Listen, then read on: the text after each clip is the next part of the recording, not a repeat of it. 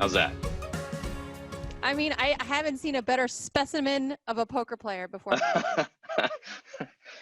Perfectly sculpted. I should probably move this lamp somewhere. All right, we can use this one too. Yeah, let's just use them all. The more lighting is better. It's just like rake. You're supposed to laugh at that joke, but that's fine. I don't need you. Oh, so funny, so funny. No, I don't know. I don't need your patronage, sir. I appreciated it, but I didn't, laugh in the moment. Is that your $3,800 bike behind you? It is. It is. My Specialized Enduro Comp 29. It's not a big deal. But, sick brag. It's pretty sick. Love the organic feel of the room with the closet open, All right, I'll fix that in a second. No, this is, I want you for you. This is what I want. Huh? Yeah. It's dark, though. It's dark. I'll put this back. Do you not have room lighting in Vegas? I mean, I personally don't have a light built into my ceiling or anything. How is that? Like, what's going on with Vegas? How are they cutting corners like this? Do you have Vegas I don't know if it's a Vegas thing or just like a I'm poor thing. That might be it. I don't know. I don't think it's like a citywide shortage. It's a mandate. It's a mandate by the mayor of Las Vegas. She doesn't want any ceiling lights because that would be too optimal. You're a very good interviewer. I've watched you for years, and you're wonderful. It's still dark. Oh, my gosh. It's fine. All right. Oh, Gordon, baby worse? Jesus, I swear to God, if we do this any longer. How's that? Is that good? It's so good. I hope this is a part of your routine. Ladies and gentlemen, what is up? Welcome to my show. Finally back with some content with Chris Konvalinka. Flawless. Flawless. I'm a huge fan of yours. You have a little bit of an Instagram following, I would say a lot, and you're a professional poker player in Vegas, and I also ran into you when I was there this past weekend. Look who I ran into. He's going to be on my show next week. Wednesday, right? Yeah, he's going to talk about his swing. Lesbian mom. Yeah. And I was a little shocked, I have to say. Why is that? Because I'm just going to be honest, your front-facing camera does not do you justice. You are a tall drink of water, young man. I was like, thank you very much. Yes, you look hella nerdy in all of your stories and you're just weird angles. Hey guys, I basically just wanted to tell you that quarantine's been really hard.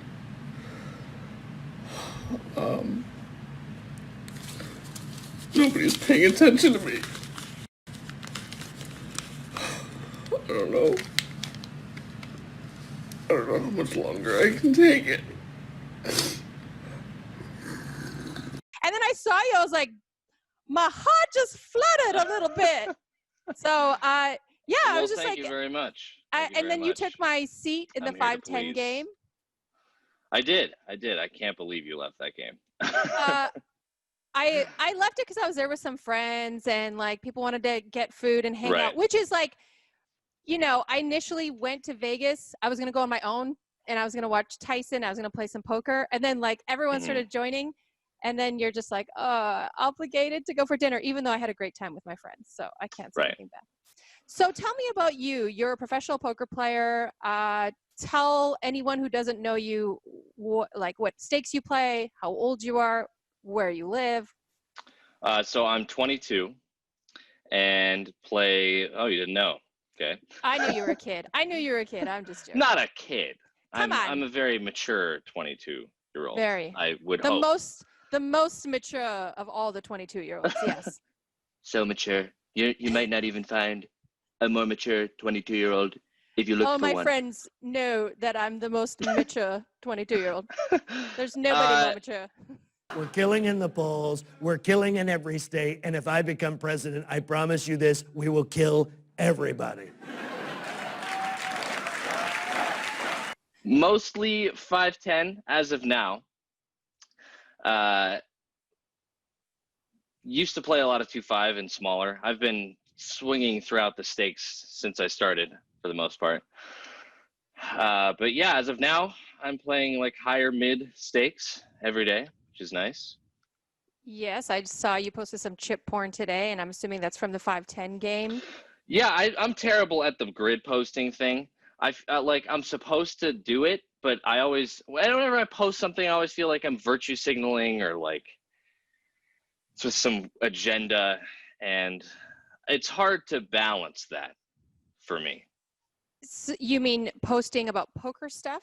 Posting your graphs? Really posting anything where I think if you dig deep enough behind the incentive to post anything, you'll eventually just reveal that you're posting it for your own sort of ego, your own validation from like, sometimes I think that I'm not really, but I think it's easy to be sort of a slave to the validation of a group of random people. So is that why it seems like there's a good balance between comedy and poker with you? And some of the poker I've seen be, you know, a more high level thinking type of poker, more high level discussions. And then you've got this other side to you. Is that like your way of balancing everything out? Having a balance? I think it's just more of my life take, where I think if you take yourself too seriously, you'll just go insane. Like, especially in poker, where so many things are completely out of your control. I think a nice way to balance the complete lack of control over results day to day, week to week, is just to laugh about it. Sit in your Prius. Yeah, sit in my Prius. In my individual case, sit in my Prius and rant into my 1 megapixel front-facing camera. No, but in all seriousness, I think that I'm gonna look back on this session from the deck of my yacht, and my Serbian wife will turn to me and she'll say, "Chris, oh handsome one." Yeah, I'm not a big fan of that front-facing camera. I just have to, after meeting you, you need some better shots. You need to put it on the dash cam or something. But I mean, it's like an iPhone 10 or something. Oh, did you see my lock screen? My lock screen is it's a picture of a dog, and it says, "Trust your strategy. You are rolled. Life is good. Life is good." And that's so every time I'm like, fuck, I just look at my lock screen, and then it's better. Inject logic is a key part of poker mental game strategy. And it sounds kind of like not being results oriented, right? Your strategy has to be good, not with poker. You can play really well and still have poor results in the short term. Yeah, well, it could be pretty consuming. Like, it's you by yourself at the table. You're just surrounded by pain. And it helps to have a little break down the phrase. pain for me. I want to know what's going through your mind. You're like a Mr. Mises right now. Life is pain. What's going on with that? What is that? I can't take it anymore. I just want to die. We all want to die. We're Mises. I mean, I feel like I know. Well, poker is full of pain, regardless of how you conceptualize it. I think, like, it's not always painful. It's painful like 45% of the time, unless, by the way, I'm referencing the win-loss ratio of an average. I assumed, yeah. Pro for the listeners that didn't understand that number, but unless you learn to reframe your emotions, and I'm by no means done with that process, or even that far along in the reframing thing, where you teach yourself to care about the qualitative results instead of the quantitative results. But I think that's the key to sustainability in the game, or else you'll just be in pain all the time.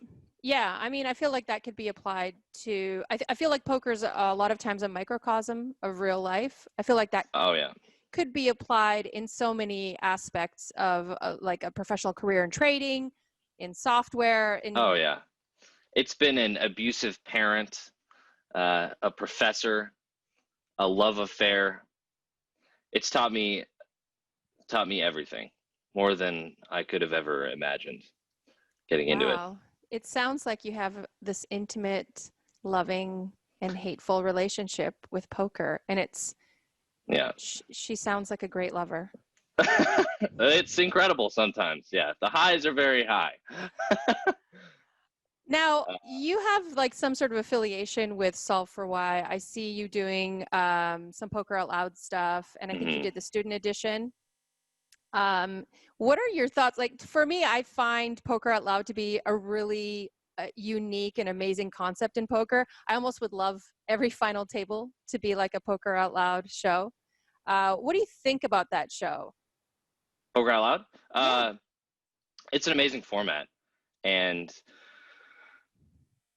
people are so unforgiving about that format. I mean, it's so hard to sit there and in the moment articulate it's hard enough to make good poker decisions, I think. I mean, it's friggin' hard. And then having to articulate why in the moment. And that vulnerability, vulnerability that you have to show, because you've got a whole audience, like especially poker players, they're all so critical. One thing though I like is that you and Chewy did the after show, the On Second Thought show. And it was me and Chin. Sorry, you and Chin. And then also Berkey a little bit too. Yeah, so the people who I've heard criticize Poker Out Loud, I feel like don't understand the process. Poker Out Loud, I think, is like one step in like a full circle if you're going to use it as an educational tool, where you have to do on second thought, right? Well said. On second thought, you're deciphering or I guess like kind of evaluating what someone thought, and then taking a step further as to whether or not that was correct. Yeah, I think you could easily misuse it if you're trying to use it as an educational tool. The point of the format isn't to execute perfect poker flawlessly. Right. It's just to exhibit what making an actual poker decision can look like.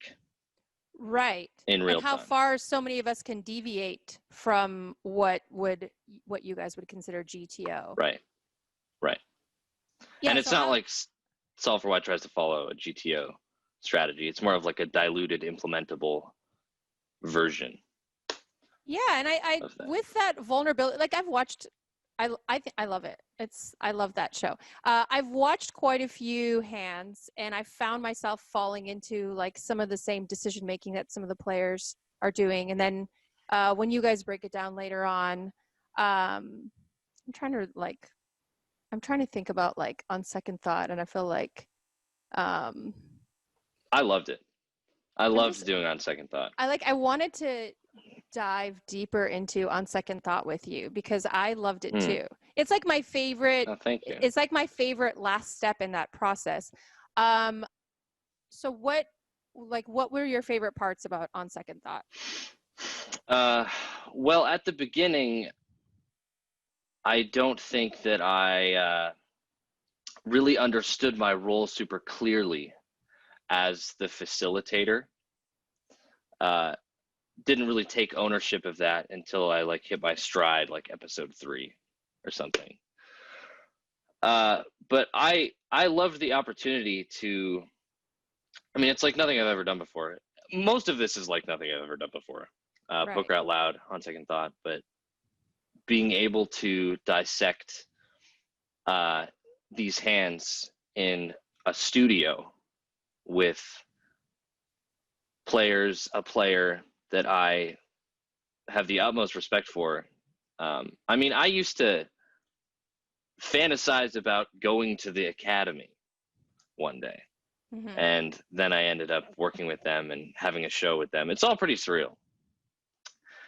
I love the format though. I really, a part of poker that makes me very sad is the inevitable loneliness that comes with a zero-sum game. There's just no such thing as teamwork in poker. It really is a kill or be killed economy especially as you move up the stakes and as the pool gets smaller.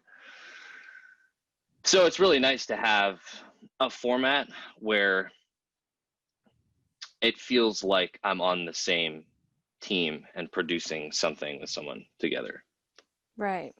It's daunting sometimes. So can I ask you, are you guys running solvers before you record on Second Thought just to see? We did one sort of segment where Berkey ran a couple, but no, for the most part, that was only one episode. It's just post-10 discussion. Yeah, I mean, once you do enough off-table work and understand the properties of hands and the dynamics of no limit, like you can extrapolate to most situations without a solver. So what are your thoughts then on, like, I don't know if you saw Doyle Brunson's tweet regarding, he basically said, like, what are solvers? Someone tell me, what are they used for? What? How do they work? Yeah. Brunson said that? Yeah. I actually, when? I'll put it, it was like yesterday. Let me actually. What? How? Let me show you. Oh, was this brought on by the DNX challenge and he was watching and everyone was talking about solvers? Yeah, I think so. Wow. But I'm just curious, like, what the impact of solvers you think have had on poker, and if it's, I'm pretty sure I can safely say, and most people know, that it's not affecting live poker as it is online poker as much. But what are your thoughts on, all of this GTO strategy coming out? Well, I think that people are going to completely butcher the implementation regardless of how much they learn, especially if they're trying to learn a strategy that's hard to implement, like GTO or any mixed strategy. So why is that? Well, the human brain can't mix. It's just not a thing. So if you're supposed to do something at a really small frequency and you're aware of that in the decision point, you're just going to do it if you want to do it and not do it if you're risk averse, or if, like, you're going to rationalize one decision one way or the other as opposed to actually following the mathematical probability. Is it because we're more functioned to rely on our intuition rather than this structured formula? Well, it's just impossible. Like, if I asked you to write out an even distribution of heads, tails, you just couldn't do it. I mean, you could do 50-50, but it wouldn't be truly random. Like, the human brain can't randomize. It's just not a function. Computers can't really randomize well either. But yeah, I see what you mean. If you also interpreting, there are so many steps along the poker study process that go horribly wrong, especially if you're working with solvers. First, you have to build the tree correctly. So you have to input the data right to have it spit out relevant information to the question that you're even asking, which is already super difficult. Then you have to understand how to interpret the information that it's spitting out. The way that I conceptualize solver study is that you're not trying to mimic the strategy of the solver. You're just trying to understand how it sees incentives in the game and how it thinks. You're trying to learn how it thinks about spots. So is there a missing process? It sounds like in between the player and the software, that's the solving software, where we have to learn how to input the data correctly, and then after the process, we have to learn how to understand it correctly. Yeah, if someone could link those two things together, I think poker would be screwed. It would be over.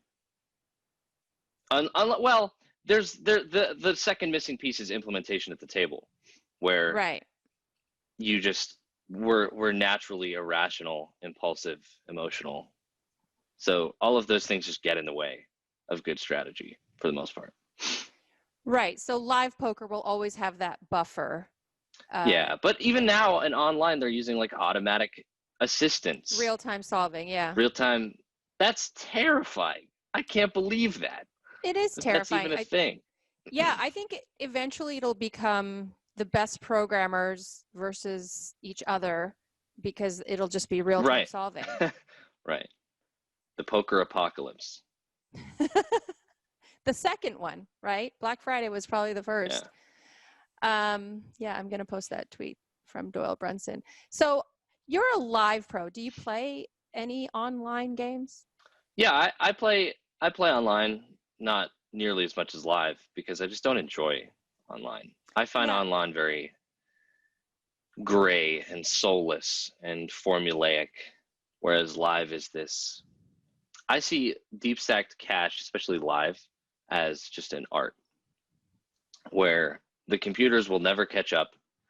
There's just infinite room for creativity and so many different ways to win. Whereas like 100 blind online cash, there are just clear mistakes, clear incentives. What about it's a much smaller tree. Yeah, and what about the speed of the game? You find live to be okay, seeing so few hands an hour versus, if you could be multi-tabling online? Your edge is so much bigger that it compensates. Like if you're playing 1-2 online, I mean, like a solid win rate would be like 6 big blinds per 100 hands. I don't know, you see probably like 80 hands an hour, maybe 100, closer to 100 if you're 6 max. So like 4 blinds, 4 to 5 blinds an hour per table. I mean, live, I think you can win like close to 15. Wow. That's pretty good. But that's like the top end. Okay. What are you averaging right now? 10. But that's still pretty good. But that's over a sample of my entire strategy. And my strategy now is better than it was, like significantly better. So if I were to guess, I'd say it's higher now. So what types of things are you implementing in your play that have improved your game for those people who are watching and they see you on Instagram and they're interested in improving? What would you recommend? Well, since lockdown, I've done a ton of work on pre-flop, just understanding the proper ranges to VPIP and your incentives based on who's opening, calls, depth, that sort of thing. Getting down if your pre-flop ranges are messed up, just like chess or any sort of conditional game, where if your pre-flop game is bad, then everything after that. The decision tree is already messed up. It's all gone from there. Yeah. So I did a ton of work on that, and then I do a lot of splits, a lot of range splits, where I look at a certain formation like hijack open, we 3-bet cutoff, call, like Jack 10-4 rainbow, what my strategy is on that board. First I build my own strategy, and then I run it against what the computer would do. Is that what you mean by range split? I mean, and this might be too dense for like a fun YouTube video. No, but I mean, you can show me your whoopee cushion after this, but. So I'll take each combo in range, like ace of clubs, jack, ace of diamonds, jack, and decide what to do with it, whether like it's bet large, bet small, check, raise, whatever. And then see if the solver generally agrees with me. And go back and forth, that sort of thing. But and do you then adjust your play to the solver's outcome, or what do you do if it doesn't parallel? Not really. Sometimes, but there are things that I know just win that the solver won't do. Like balance isn't really relevant when everyone's understudied and risk averse. So you're talking about exploitative play. Yes. It's still theory though. It's like, okay, if your pool massively under aggresses, which every pool will, until you get to like 500 NL online or something like that. There's a line, but every pool is going to under aggress from like low to mid stakes and then like lower high stakes. It just means that you should over aggress and overfold to aggression. Right. But that's still theory, even though it's like exploitative. It's sort of the same. Like the levers of theory apply. It's not like theory versus exploitative. You know, theory is exploitative. Yeah, I mean, I do find that to be very common in the stakes that I play. It is very face up. I mean, they are, when they're over aggressive, they are, you know, they've got you probably beat depending on. Yeah, well, I mean, take like an average 2-5 pool, like the most common aggression stat, like a 3-bet stat. Mm-hmm. You could use an open raise, but that's not as applicable in our example. If you use it like a 3-bet, I don't know, appropriate 3-bet would be like 9%. If they're 3-betting, if you think your pool is just 3-betting like jacks plus ace king, it's close to like 2%, like 3%. And that's like the most common stat we have. Damn, I actually am a little shocked at that. I have played on some 1-3 games with no 3-betting. Where I'm the only person 3-betting, and then I've played on 2-5 games. Most of them are like there's very little 3-betting, so that makes sense. So you, I mean, exploit. Yeah, go ahead. Well, it means that you can open wider because you're not going to get your equity denied by a 3-bet as often, and it also means that you should just overfold and under 4-bet because the 3-bet range is just stronger. So. Yes, that makes a lot of sense. Yeah, so normally I would have a 4-betting range, like versus regs that I know are 3-betting middle hands, 3-betting merged linearly. I would have a 4-bet range, like a pretty expansive 4-bet range, especially if we have a lot of big blinds, but not versus pool. Yeah. Because they would just go all in. So, ladies and gentlemen, make sure you Venmo Chris the $200 for this sesh. I do personal coaching. So if you're interested, check out my Instagram at Chris Konvalinka. Oh, that's already above your head the entire time. But yeah, it's there. Oh, okay. I'll highlight it. Shameless plug. So I'm curious how Solve for Why has influenced you, because I noticed you I don't know if you're partnered with them, if you're a pro with them. What's your connection with Solve for Why right now, and how have they influenced your poker? Well, I used to be a bigger part before COVID. But then there was some complications with like a financial hit. You can't do the in-person academies anymore. We had to allocate editors to other stuff. So yeah, like the Poker Out Loud streams weren't a thing anymore. And yeah, we were about to continue the On Second Thought thing past just the production content onto like stream stuff. Then COVID killed that. And I'm not writing any courses for them or anything right now, but I'm definitely going to be a part of the academies and stuff in the future.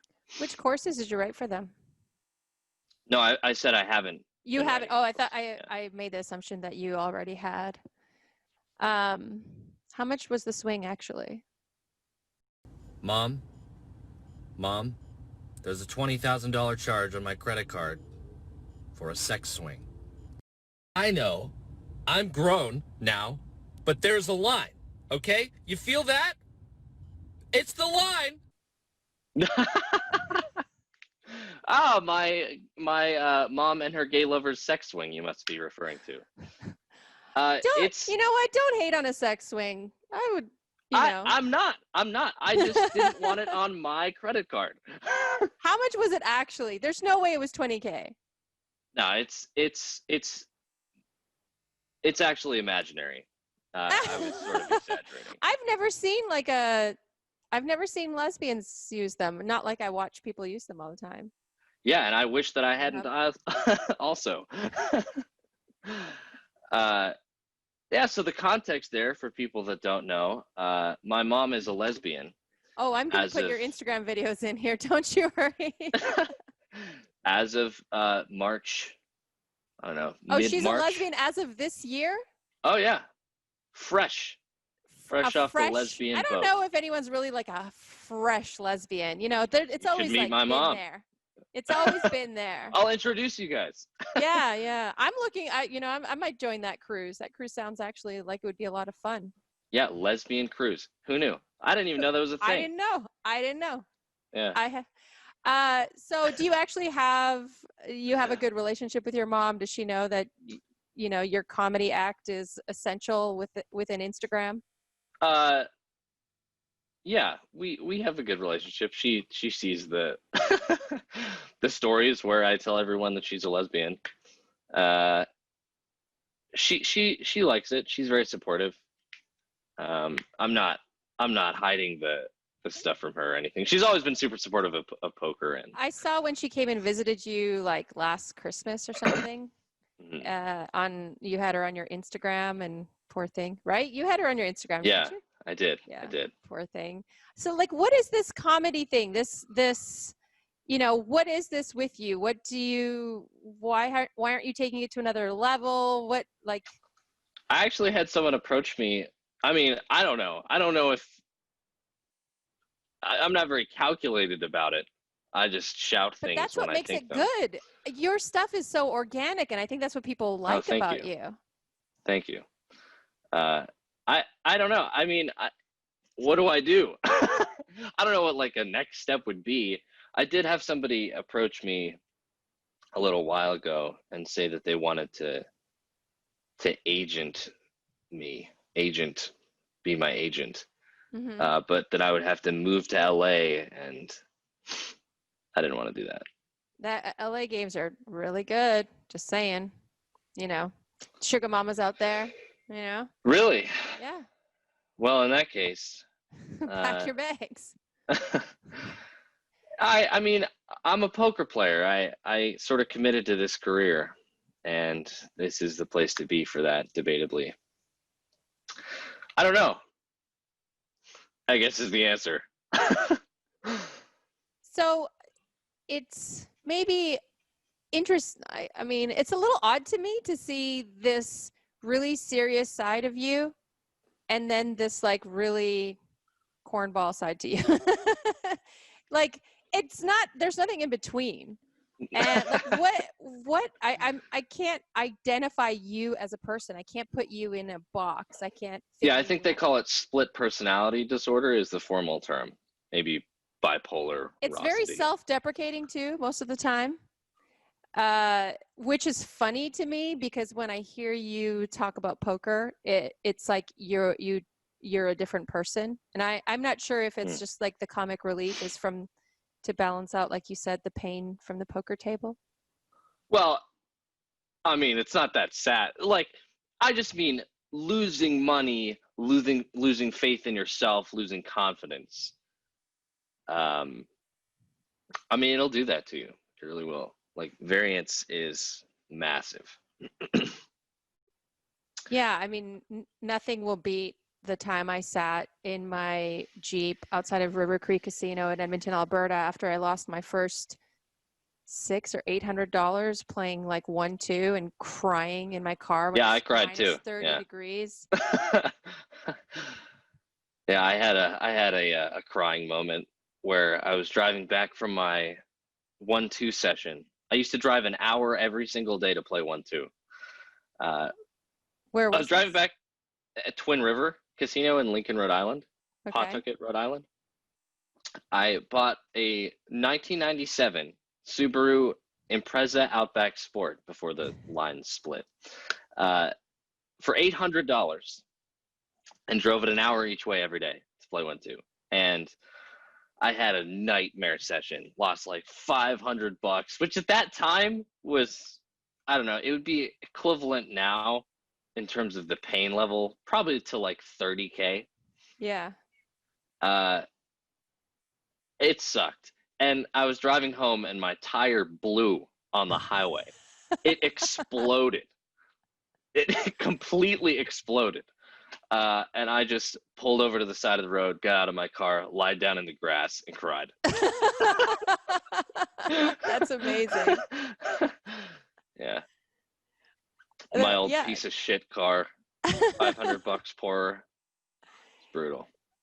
Well, you know, we all have those moments. Yeah, mine actually were more than just one. Crying. Look at me now. Now I drive a Prius. You've come so far. I know. Give us another funny story before you have to go. I know you have to go play poker. I have time. We could go a little longer, but okay. Another funny story. All right, well, here. First one that springs to mind. So I'm driving to the casino. Receive a phone call, like normal, as most people do, from their mom. You know, I don't think much of it. I pick up the phone, probably expecting some sort of logistical chat, maybe Easter plans, perhaps. First, she tells me, she tries to ease me into it, like sort of. First, she just says it's a cruise that she went on. Then she says she met a woman, and I don't really understand because she's like, oh, I met a woman, and this is her outing phone call, obviously. I met a woman, and I'm going to go see her in San Diego. I'm like, okay, not really understanding that it was like met a woman. Lover. Is this your scissoring thing? Is this your scissoring? I did that subconsciously. I don't think that lesbians actually scissor, but I don't know. I might be wrong. You have to ask my mom. Wait, was she still with your dad at the time? No. Okay, so No. It wasn't like she was married to a dude and then decided to leave him while she went on the cruise. The timeline is a little bit sketchy. It could be that. Wait. I need more details then if it could be that. All right. Let's go back. She's married to a guy? All right, I'll start at the beginning. Okay, happy, loving, American dream, fucking white picket fence, dog, mom, dad, child, woodpile. Everything's perfect. Okay? Who's cutting down the wood for the woodpile? We just get a truck shipment and then stack it up and then chop you guys it. Probably had a nanny too. Okay, go ahead. Yeah, it was classic, very traditional. Then there was some turbulence in the marriage, and she went to Florida for a little bit to do something, to work as like an elderly care person. And then was still in contact with my dad, sort of not like defining what was happening at all. Then went on the lesbian cruise. Oh, okay. So she hasn't been think single for years. No, I wouldn't say that. No. All right. Okay. Would I call my dad a cuck? Probably. If we're getting down to brass tacks. Yeah. But he didn't mean it, Dad. he's not gonna see this. Like, no one's gonna see this. It's fine. Act now, think later. Right. But yeah, so now my dad is in Massachusetts with the dog. My mom is in San Diego with her gay lover. And I am in Vegas. Family shattered. Scattered to the wind. At least it happened. At least it happened when you were an adult and not like 14 and sad and vulnerable. Yeah, I mean, I'm not sad about it. I'm happy that I think that my mom is actually in a place where she's happy, but people don't care about that, you know. I think they do. Yeah. I think they do. I actually oh God, am I gonna fucking tell this story? I might not keep it, but Let's do it. Fuck. I used to hang out. Are you gonna tell us about your lesbian experience? I mean, I've had one. But is that not the story? no, that's not the story. I was actually a part of a group of people who I'm pretty sure 2 or 3 of the women in that group left their husband within like a 5-year time, left their husbands for women. And I'm just like, no, I have my own theories about it, but I'm not going to say them on my show. But yeah, I have my own theories about that. But I just, if you don't give her an orgasm, what is she going to do?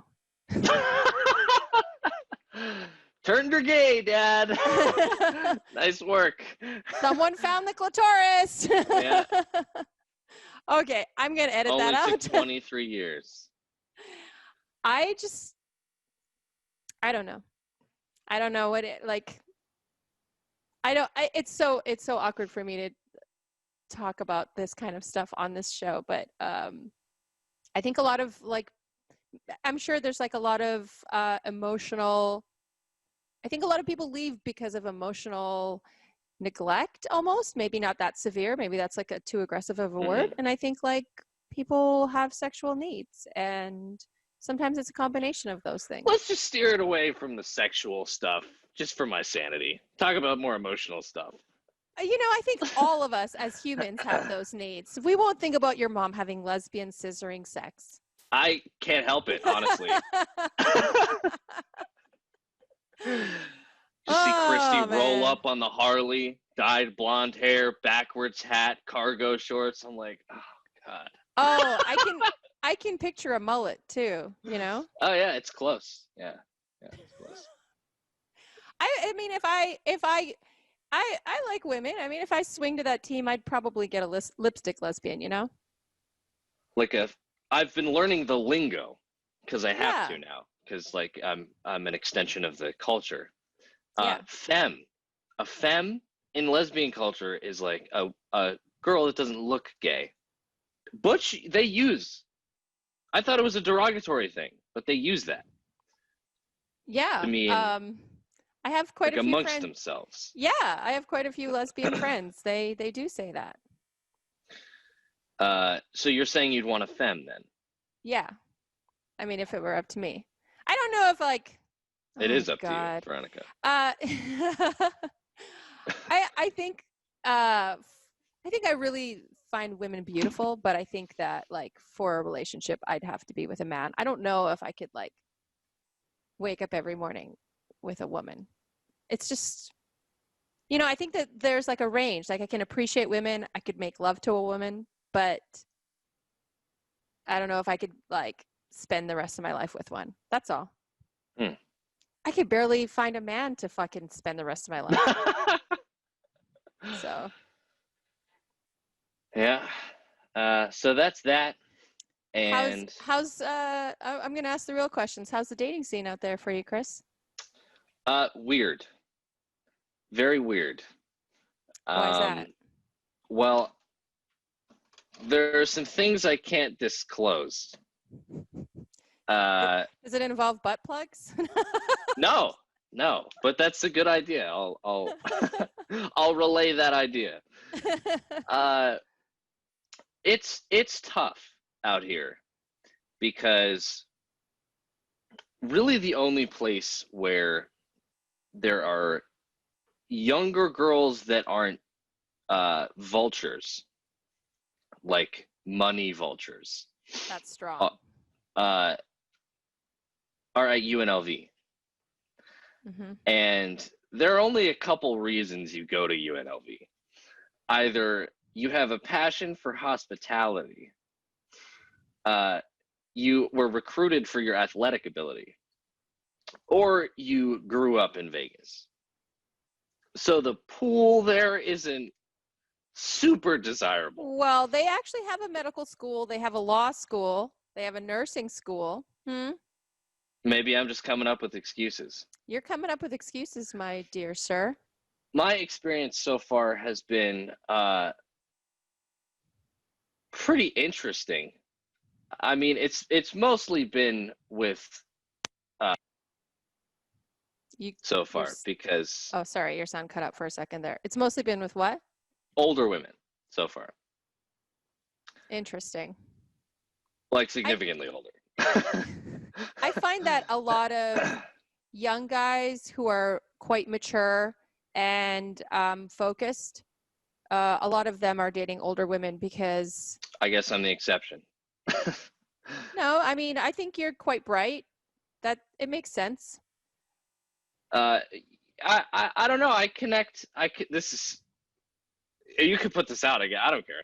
I connect better with older women. I think just because I don't know. They like my humor more. Why wouldn't the younger women like your humor? I don't know. Either they don't get it or mostly that. Let's cut this. All right. We don't have to keep. We don't have to keep anything. I mean, like, you just let me know.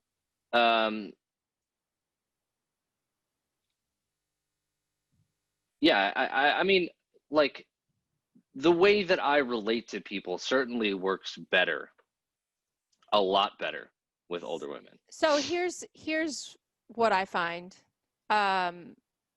Some of my I have a lot of like younger guy friends, not quite as young as you, but they're successful in poker. They're playing high stakes, but they're prioritizing like investing their money. They don't care about the car they drive. They don't care, how flashy they are. And they always tell me, like, the young women are always looking for a flashy car, fancy shoes. They that's sort of what I spend was a lot saying. of money on them. And then like the older women are like, hey, I have my shit together. I don't care about that superficial stuff. I want substance. Right. Yeah, that has been my experience. Yeah, I think it takes a little while for a woman to come into herself, and I think not all women find happiness in independence and find happiness in substance. I think some women just, and I think men too. I think some people just function enjoying superficial interactions and flashy things and pretty purses and shoes, and some people want a genuine investment in another human, and I don't mean monetary wise. So right. Good luck to you in Vegas, though. Like I've heard really bad things about dating in Vegas. Stoney's, I would say, is the lock. Stoney's? Yeah, you know Stoney's? It's a country western line dancing dear God. bar, because all of the guys hate that and all of the girls love that. So if you're a guy that can get through it, or even that likes it, but then you're probably gay. Cut that. Then like the ratio ends up being like 6-1 because no guy wants to go line dance and every girl loves line dancing. So let me ask you what your thoughts are on connecting with another human and like how difficult it might be or how easy you think it is to connect. I have been pondering this through, this quarantine, sitting by myself in my apartment, and I'm like, what is this connection thing? Like, why is it so hard to find? I honestly have only been able to connect with 2 men in my life. In my entire... What do you mean by connect?